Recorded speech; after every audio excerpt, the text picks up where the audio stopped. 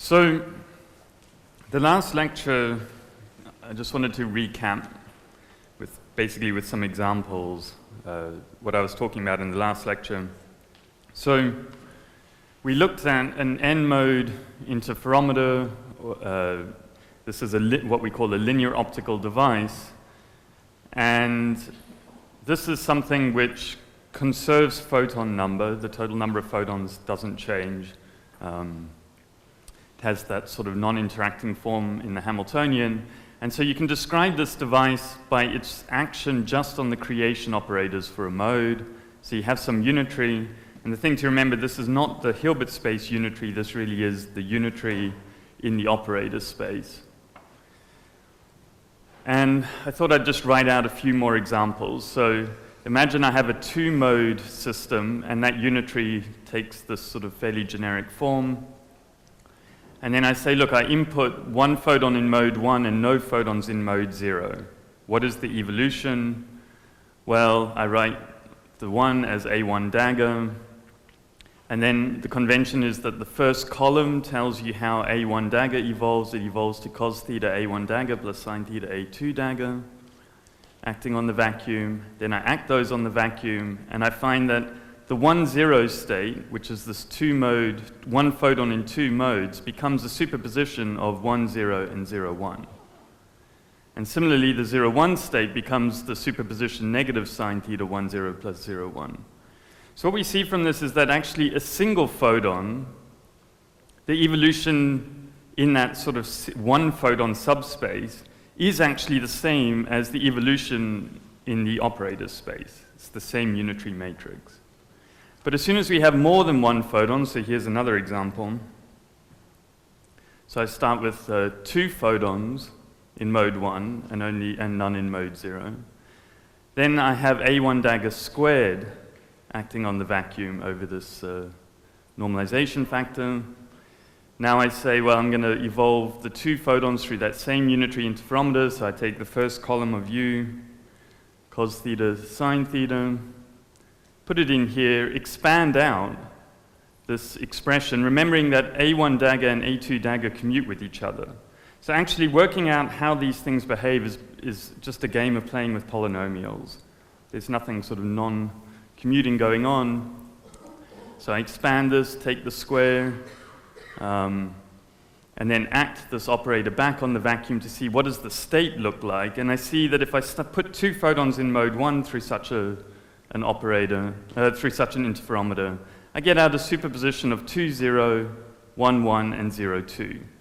But for certain angles of theta, this term disappears, and I get out only 2-0 and 0-2.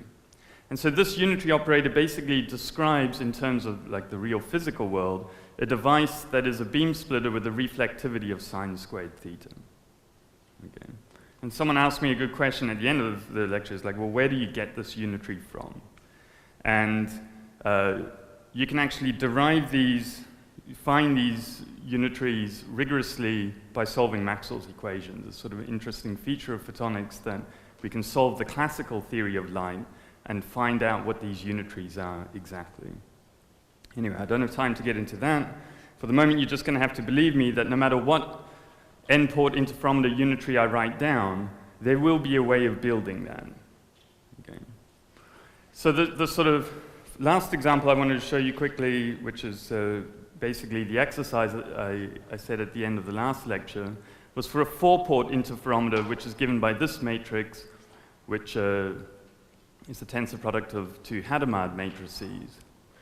And I said, okay, you've got a 4-port interferometer, and let's look at when you put 2 photons in 2 different modes through such an interferometer. So here's an example where I have 1 photon in mode 1, 1 in mode 2. I write that as A1 dagger, A2 dagger. I've got 4 vacuum modes here, modes 1, 2, 3, 4. I then expand out the A1 dagger according to the first column, the A2 dagger according to the second column. Now I would have 16 terms here. Okay. But what you notice is that a bunch of the terms cancel out. So, for example, A1 dagger, A2 dagger comes with a minus.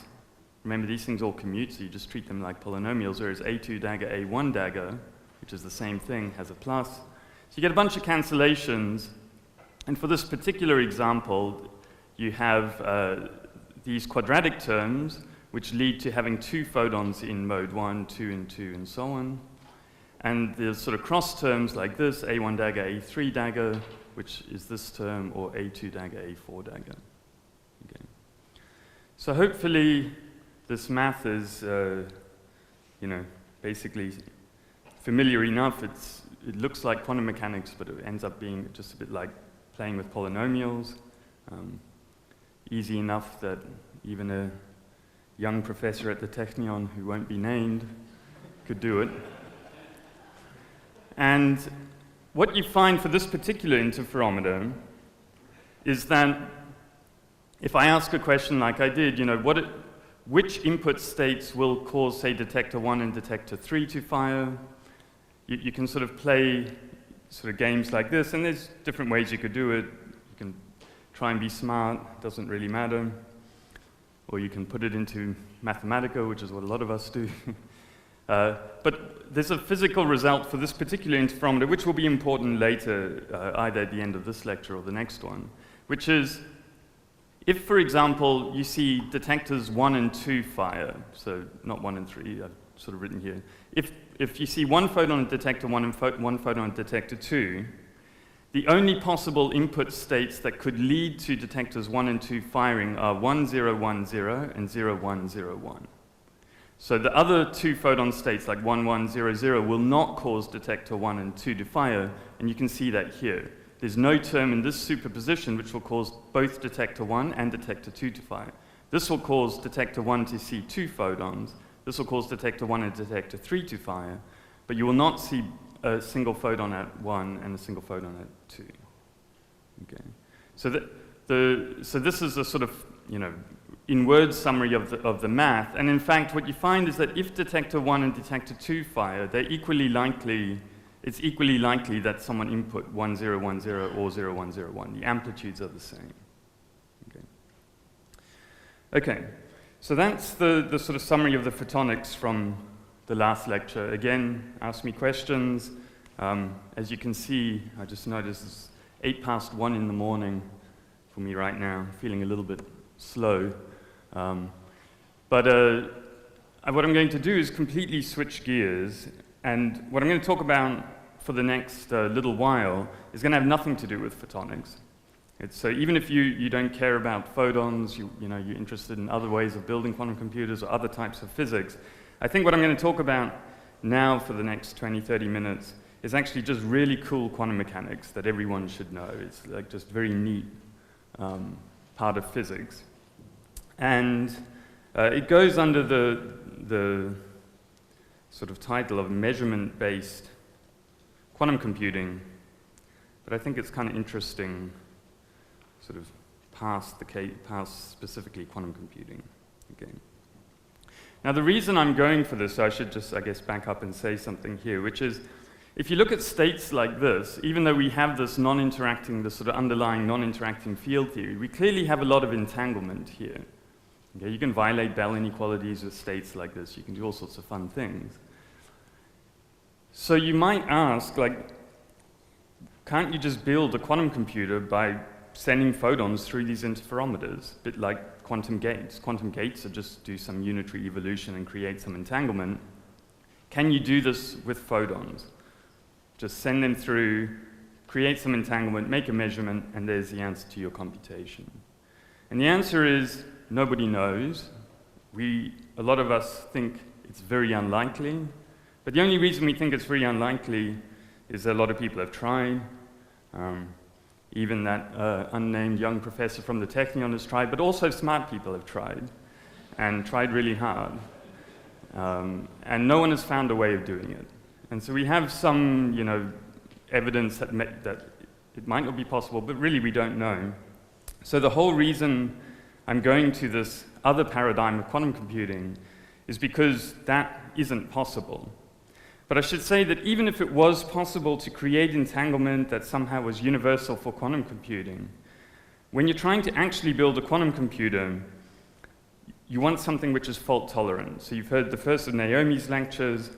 that will have already given you a sense that creating states that are fault tolerant is far harder. It's like a much more delicate operation than just creating entangled states. So if my goal was just to create huge amounts of entanglement, I would just send, 1 million single photons through some interferometer and have a front page of the New York Times or whatever. But that's not our goal. Our goal is to actually build a quantum computer, not just to make a noise about building a quantum computer, which means we've got to construct very specific fault-tolerant types of entangled states. And so even if we manage to answer this question, it'll still be, I think, a big question as to whether doing universal computation by sending photons through interferometers is fault-tolerant. Okay, so that's the sort of motivation, at least from the photonic side, why do you think about this completely different paradigm of quantum computing? So just to compare the two paradigms, here is a picture of my Hilbert space of n qubits. And how do you view a regular computation as a sort of, at a very high level, is, well, you start off with some state here that's typically unentangled. So it's like a product state of computational basis inputs. And then we do some evolution that's nice and smooth and continuous to some final state psi. And this thing is entangled, typically. It doesn't have to be, but typically is. And we represent that evolution by gates. Single qubit gates, 2 qubit gates. So this is time. We start with some qubit inputs like this, and then we do some measurement here, and we read out the answer to the computation. Okay. So that's the standard view of what quantum computing is. This measurement-based approach is a little bit different. So in the measurement-based approach, we start off with the Hilbert space. It's actually typically on some number m that's greater than n, but not much greater, still sort of polynomially greater. It doesn't require very much larger number of qubits.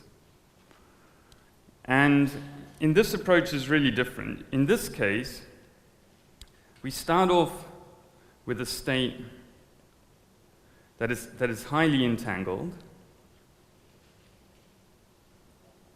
Okay. Has a lot of entanglement. It's the same state, regardless of what computation we're running, what algorithm we're doing, we have this fixed initial state, sign on. So here it is, I've got this entangled state, here's all these qubits, all highly entangled with each other. And now I do the computation I pick one of those qubits and I make a measurement on it. And so it doesn't interact with any other qubits. This is a qubit that's well separated. There's no interaction between between this qubit and all the other ones. But what our forefathers in quantum mechanics told us is that when you do a measurement, you change the state. So we had this highly entangled state, and we instantaneously, in this sort of jagged instant motion, collapse it to some new state. Let me call it psi 1.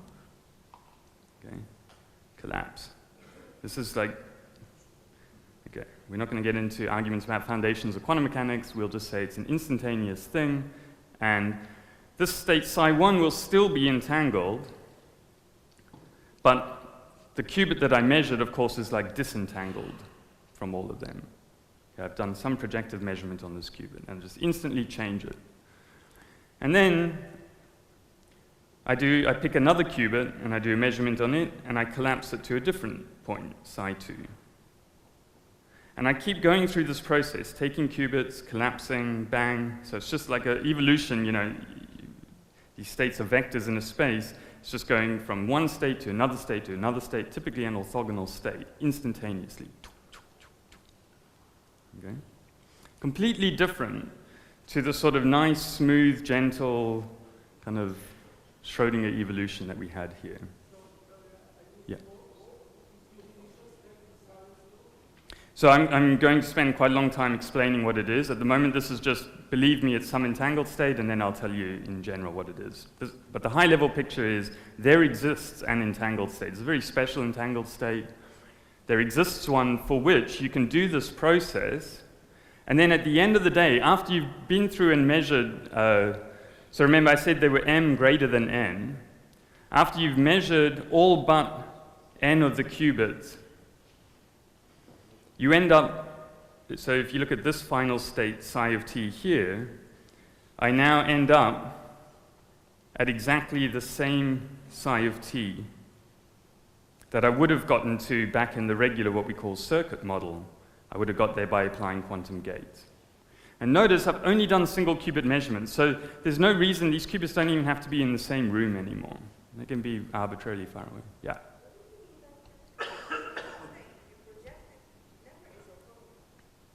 No, on the cluster state, most of the computation, you actually keep collapsing to states that are orthogonal to the initial state. Right?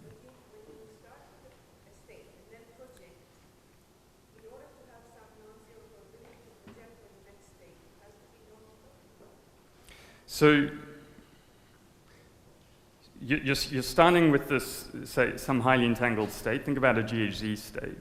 Imagine I make the first measurement in the plus minus spaces.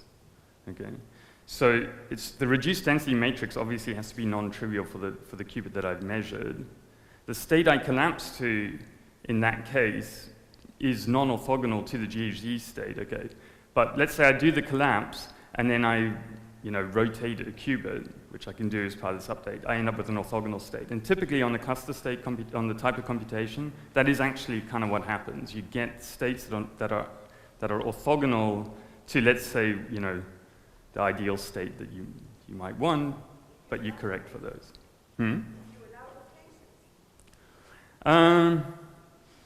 If you allow rotations, which, yeah, I'm going to play the simplest version of this game, in which I don't rigorously say that everything has to be done without single qubit rotation. But yeah.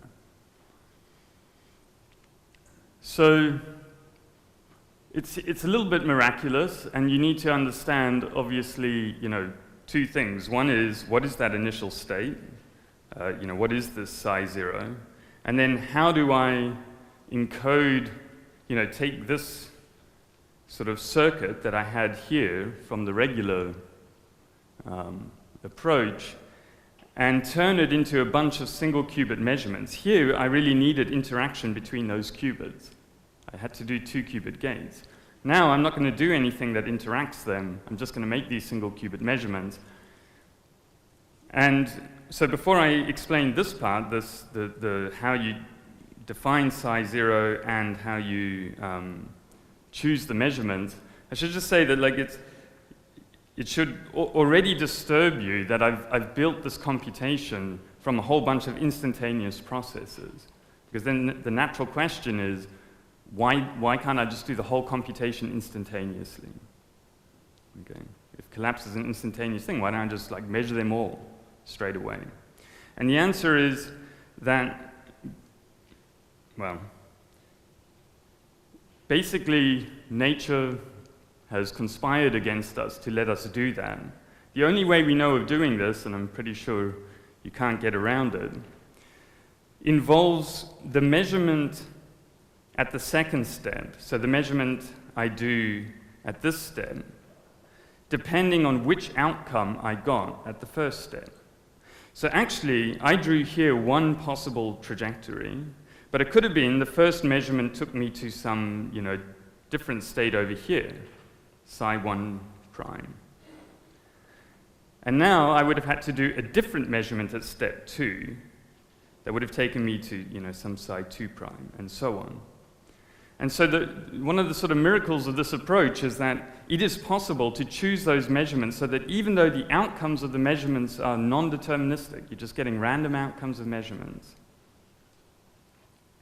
somehow it's possible to put them all together in such a way that the other trajectory here ends up at the same final state. Okay. And so there's actually many of these measurement trajectories, because here I said, okay, these two differed at the first step, but they could, at every step you're getting a random outcome, so you have to change what measurements you do on these qubits. Yeah. So even if this wasn't the case, and you had a fixed set of measurements, if the measurements are non-commuting, you couldn't define them. Yeah, but remember I said that these qubits are not interacting. These are individual measurements on single qubits. They do commute, right? So it's really sort of, it's actually important for, for trying to do this with photons, that is the case. Yeah. Also, what's important for photons is like, once you've measured that qubit, you can throw it away, which for photons is important because they get absorbed by a detector and they're gone. So we wouldn't have access. There was another question, but okay. Okay, so that's the very high-level picture of what's going on. In the space of these lectures, I'm not going to be able to get through a full description of it, but I'm going to give you the flavor with a sort of, I think, a very representative example of how this thing works. Okay. So we're going to look at an example which in the circuit model would involve a quantum circuit where you started with a qubit in the state plus, the 0 plus 1, okay? And you did a rotation around the z-axis of some angle alpha, a Hadamard gate, a rotation around the z-axis of a different angle beta, and another Hadamard gate, and then you wanted to measure it. Okay. So a simple single qubit circuit, okay. And this is time, and here you know why the computation takes time. These gates don't commute. You can't even do a unitary any faster than some physical limit to do with the spectrum of the qubit and things like that. Okay. So what I want to explain is how in this other paradigm, in this measurement-based MBQC, measurement-based quantum computing, we do this particular thing. Okay. Obviously, this is not good enough to build a quantum computer, although 10 years ago would have got you a Nature paper pretending that you were building a quantum computer. But nowadays, you need to do 2-qubit gates and so on. But this represents pretty much everything that this new paradigm of quantum computing involves. So the way you do it is that you start with this initial state, psi 0, which is entangled and which has a graphical representation.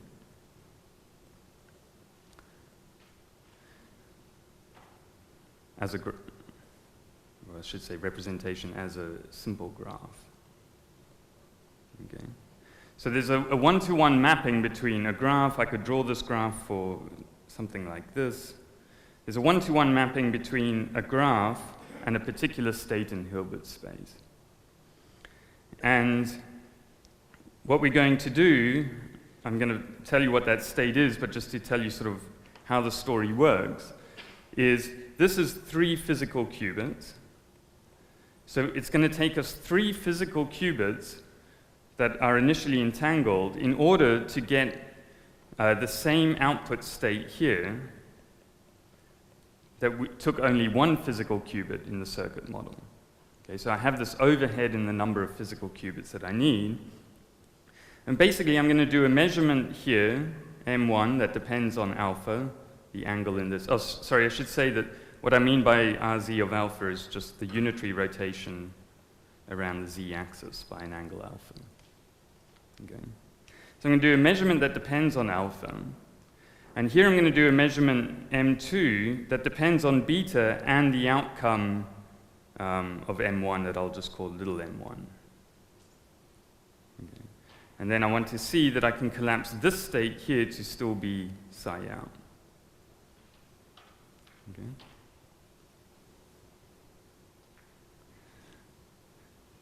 So we now need to know what is psi 0. How do I go from a graph to a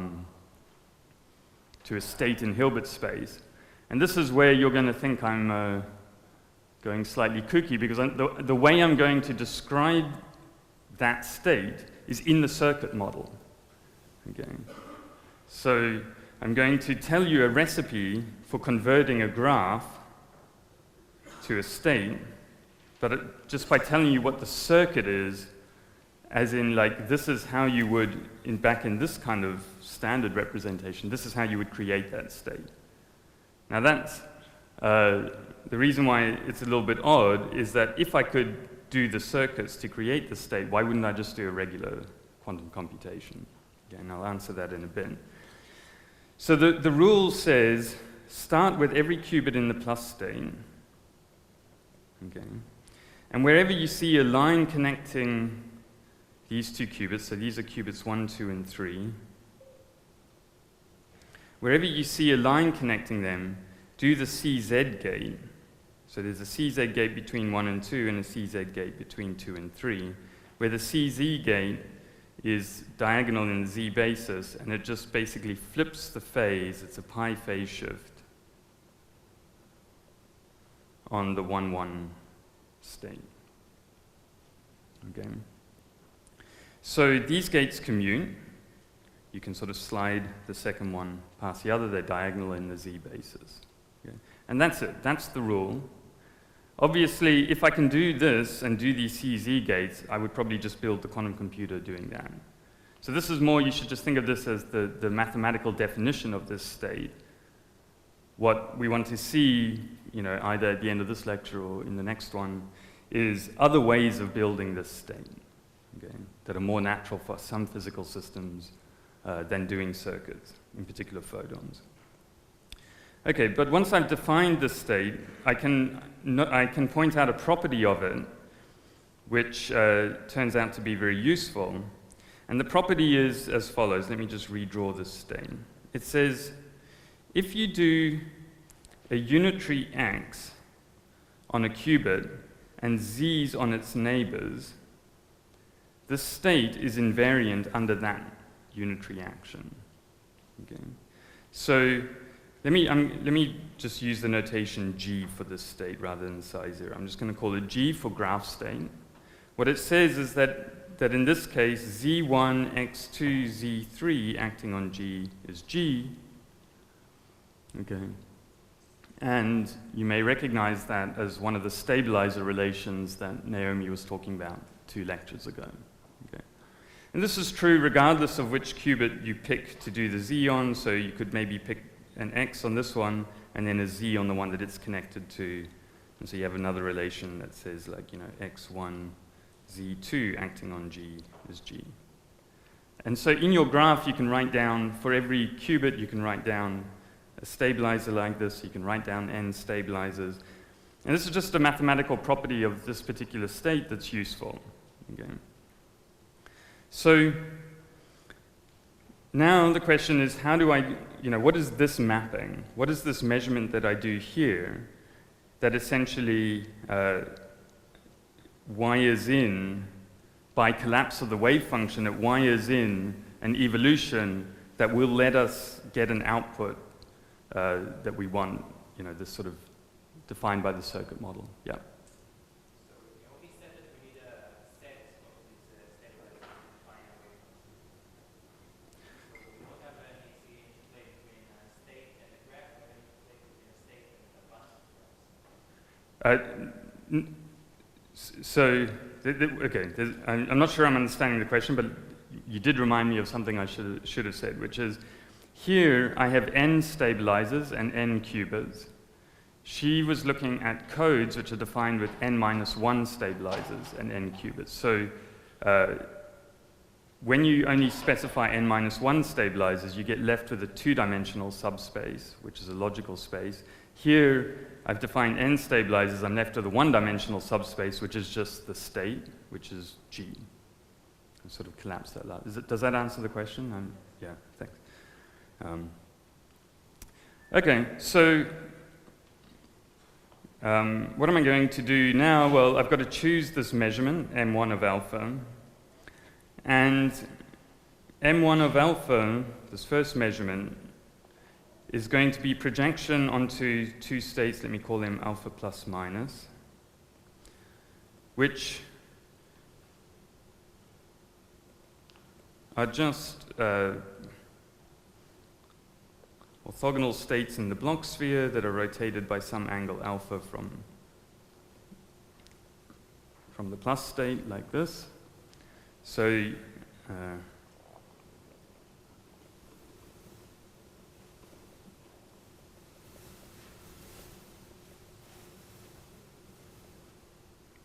like this. Okay. So this just says, take the first qubit. You start with this entanglement, take the first qubit, and do this projective measurement. You know, if this was a Stern-Gerlach device, this would be something in the xy plane, where you project onto this state here, which is alpha plus, or maybe you get this outcome, alpha minus. Okay.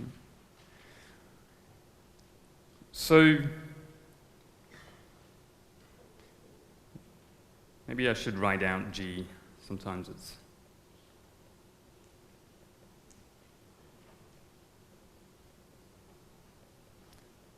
fun to see stuff written in actual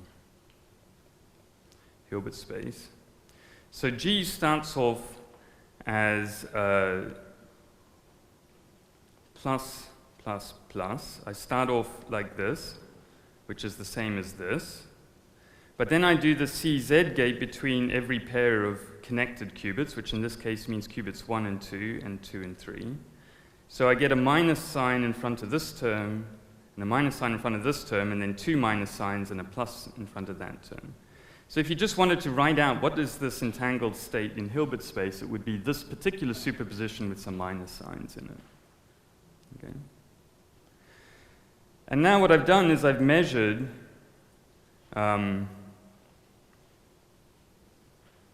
I've come in and I've measured the qubit, so I need to collapse it. And let's say, for example, I get the alpha plus outcome.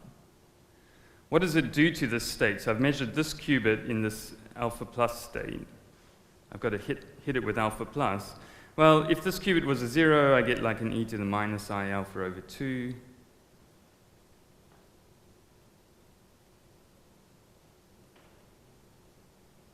And if it was a 1, I get a e to the plus I alpha over 2.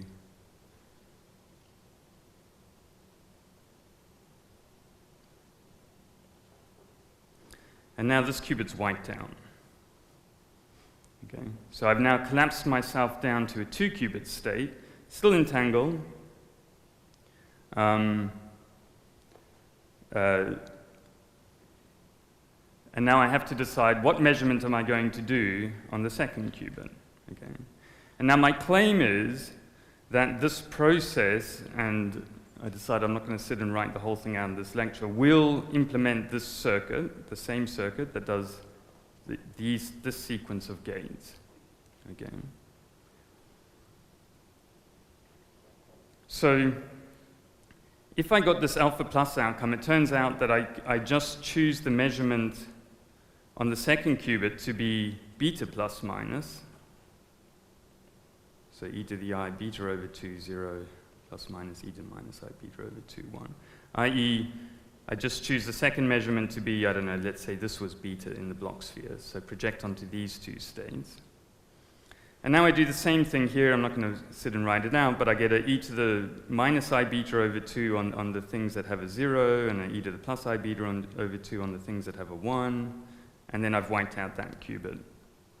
And my claim is that that final state on this final qubit will be the exact same state as you would get here in the circuit.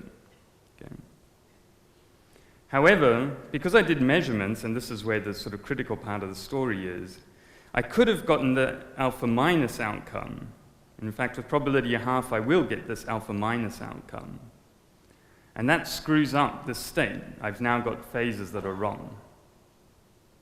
Okay.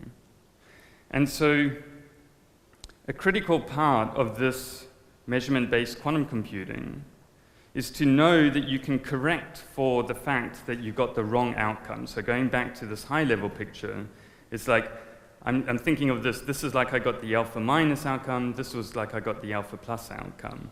And so I want my second measurement to, in some sense, correct for the fact that I got the wrong outcome with the first measurement. And the trick for understanding that is the following, and it's just sort of one simple line of algebra, but it's quite powerful. We notice that the alpha minus outcome is a z on qubit 1 times the alpha plus outcome.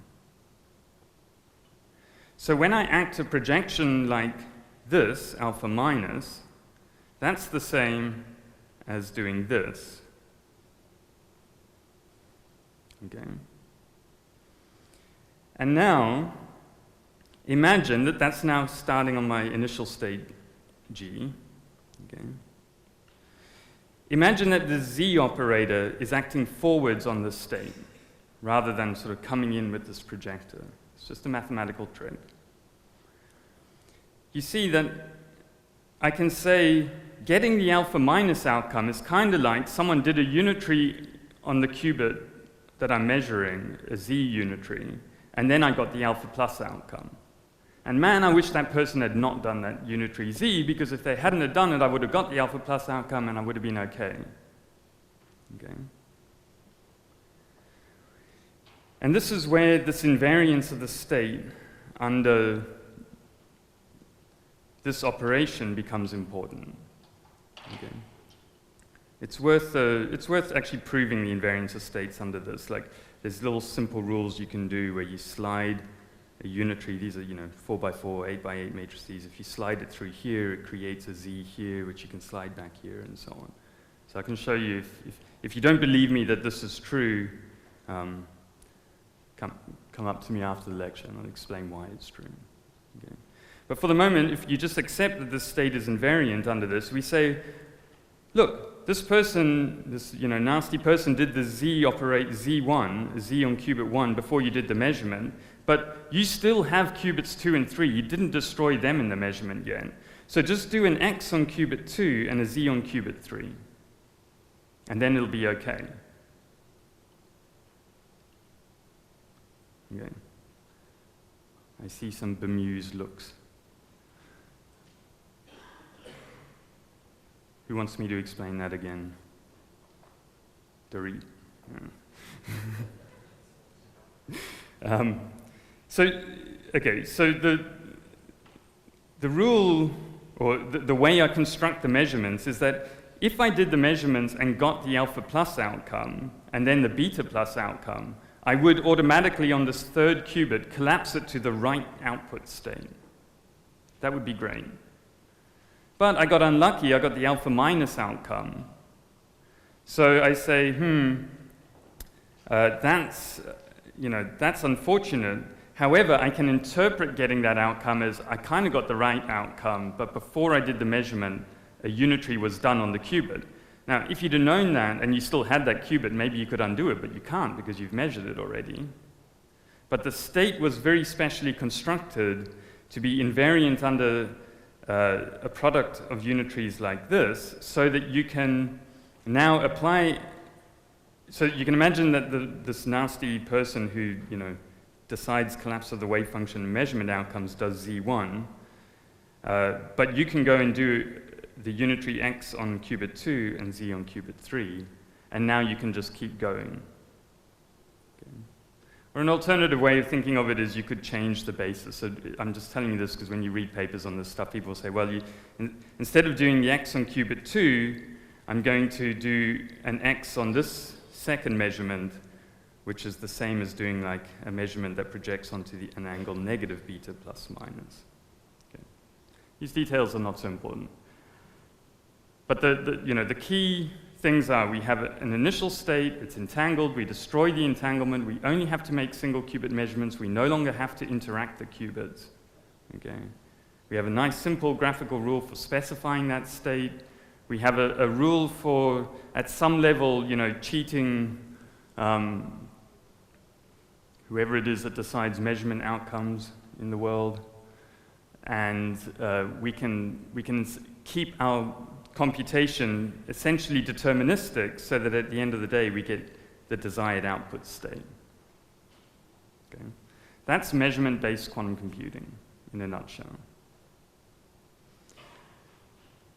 So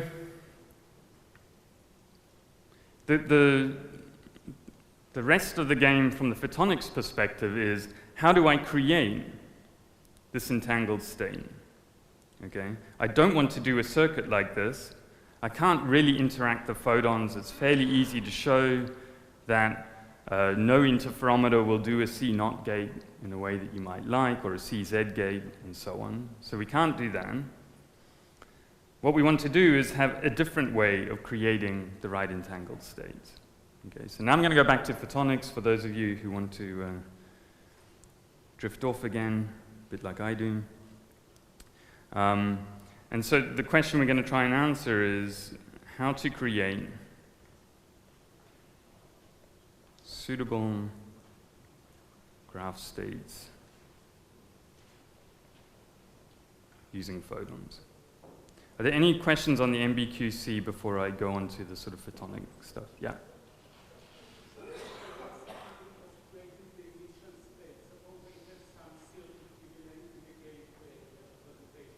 Yeah. So, yeah, it's a good question. So there's actually two different things you can do. There does exist a state which you can create every circuit, every other graph state from it. Okay, it's not the most efficient way of doing things. Really, what you do is you decompose your circuit into those gates, a bit like I just drew. So let's say in your circuit, you basically you can decompose any circuit into something like this: initial states that are pluses, rotations around Z, Hadamard gates, and then whenever you have CZs, you know, maybe you have, I don't know, gamma and Hadamard and the CZ, and you have a bunch of single qubit gates. So the step one is that you basically decompose your circuit into this particular form, which is CZ gates and rotations around Z and Hadamard. So rotation Z and Hadamard, you can build up any single qubit unitary. And then you essentially draw a qubit. You draw, in this case, 3 lines of qubits. And every time you have one of these gates, you add one so that you can do the measurement, sort of an alpha measurement. And every time you have one of these CZ gates, you draw a bond here. And so it's really a process of teleportation. I probably have messed this up. But basically, the initial graph state follows a structure that looks very much like the structure of the circuit. And the key thing is that you make the measurements sequentially along this thing so that you don't sort of destroy qubits that you need to correct for outcomes of previous measurements. So it's a little bit subtle to check that you really can do that, but you can. And then this procedure, even though this state itself doesn't sort of have time built into it, your measurement sequence has time built into it. And at the end of the day, you end up with these 3 qubits in the same output state as you would have had in the circuit there. Yeah. Any more questions on the MBQC? It's really beautiful quantum mechanics, like this interplay between unitary evolution and collapse. Yossi? Where can you read about it? But I told you everything.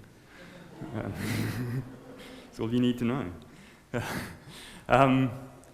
So I particularly like an old review paper by Nielsen, particularly if you like the circuit model, and if you've read Nielsen and Trung, it's the same sort of language, same sort of notation. I think in about 06, maybe, something like that. Yeah. Do not try and read the initial papers. In fact, a lot of my work was because I was one of the very few people who at the beginning read those initial papers and slaved through them and worked out what was going on. And then I just wrote papers that were simpler versions of it. And everyone always cites the simple things that they understand and not the complicated initial things. So, yeah.